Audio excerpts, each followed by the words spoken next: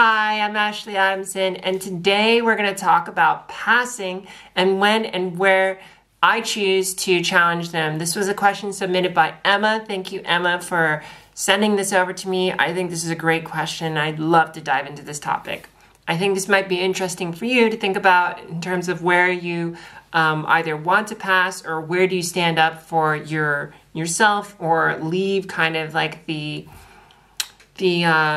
fence of what expectations are of who you are and being yourself versus just being yourself and staying within the expectation bounds. What I mean by that is sort of like, you know, what's the expectations of being a cis woman, and if you're passing and you're going to pass as a woman, right? And where do you kind of leave the roles and the rules of society for when you exist in a society that sees you as passing? So for me, I think like first of all, I don't really think that I pass. I don't think I pass, but I know that I do. I just don't think I do because I never see myself experiencing the world as a passing person. I don't want to pass. I don't like look to be like, oh, like, can they tell I'm trans or not? No, like, I'm just like, yo, I'm trans. Like, that's a part of who I am. I'm just trans, and I don't want to hide anything. I don't want to have to perform a certain identity for you to think that I am a cis woman. I'm not trying to make you think I'm a cis woman. I don't want to make it a topic, but I just want to be who I am. And when I was non-binary, I think this was a little different because you can't just be who you are and get people to recognize that you are who you are because they still catalog and put you into a bucket. And I think this is a struggle for our non-binary friends, family, is they get put into buckets by other people who are trans too. Sometimes like they just can't understand how to bucket someone and then they bucket them in whatever gender they were born as, or maybe the other way around, they just push them into the way that they present. So, you know, there's a lot of standing up you have to do from a non-binary world, but from a trans woman and trans woman passing world, I'd say like for me, it's like the place where I want to pass is when I'm in big public spaces and I'm ordering food, or I just don't want to attract attention. I just want to get in, do my thing, and get out. That's where I want to pass. I won't challenge norms. If you see me in the grocery store or you see me ordering a falafel at the local doner kebab spot, I'm just in and out, just like, okay, cool, thanks, bye, yeah, great, haha, funny joke, all right, see ya. You know, like, that's fine.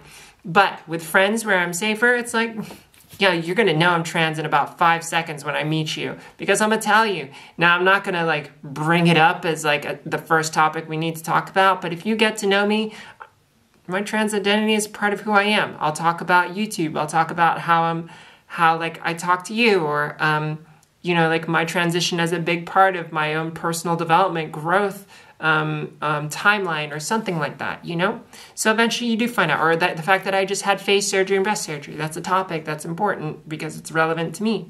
But I don't identify as a trans person. It's just a part of my identity. That's probably an important distinction to make. Which is that I'm not attached to being trans. I'm not attached to this idea of who I am. I am who I am, just like you are who you are, right? Who are you? Are you really just the fact that you're trans? You're so much more than that, right? I digress. So back to this idea of like passing and where do I choose not to kind of step out of the bounds. It's this kind of thing where I choose not to pass most of the time. I don't want to put up a performance, and I also don't want to hide it. I want to just get it out there, clear the air, and move on and just be who I am.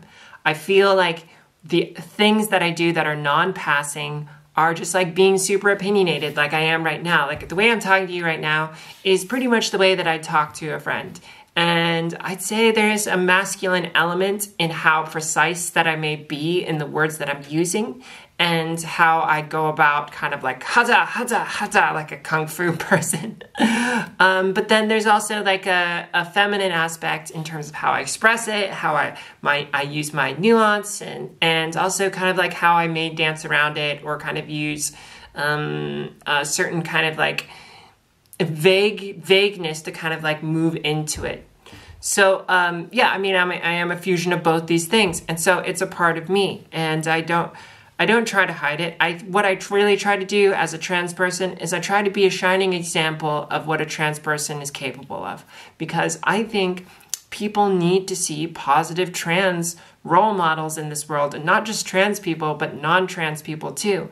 A lot of people have biases on who they think trans people are, and if they think they're valid, and even if they do think they're valid, if they think they're like good at being humans or whatever value system they have.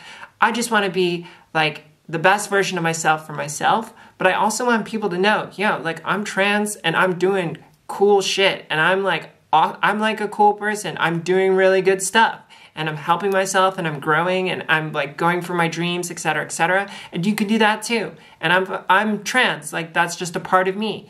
And to just kind of like create that idea that yes, you can meet someone who's trans and they're not in that whole victim story of being like the victim of society, and oh my God, transitioning is so hard, and that just must be really tough on you, and I'm so sorry that you have to go through this, and etc., etc. I don't want the pity show. I'm not here to be pitied. I'm here to help other people, and I'm here to be myself and live in life and all of that. So that's kind of like the way that I kind of see passing and kind of stepping out. Where I do like to pass is dating, but I don't really need to, right now, I don't really try to pass completely. I mean, I can't hide the fact that I haven't had a vaginoplasty. So at some point, we have to cover that. And most of the time, I just date openly and say that I'm trans because I don't want to waste my time. So I guess that's kind of a way that I kind of just step outside the box of passing, is I let them know pretty early. How do you navigate operating within society, whether or not you pass or not? How do you step out of your own comfort zone and say, you know what, like this is who I am, and it's not within the confounds of what's expected of me, but this is what I want to be, and this is how I want to be. I'd love to hear from you, kind of like what your thoughts are and what your experience has been. Thanks for joining me today. I'll see you next episode. Bye.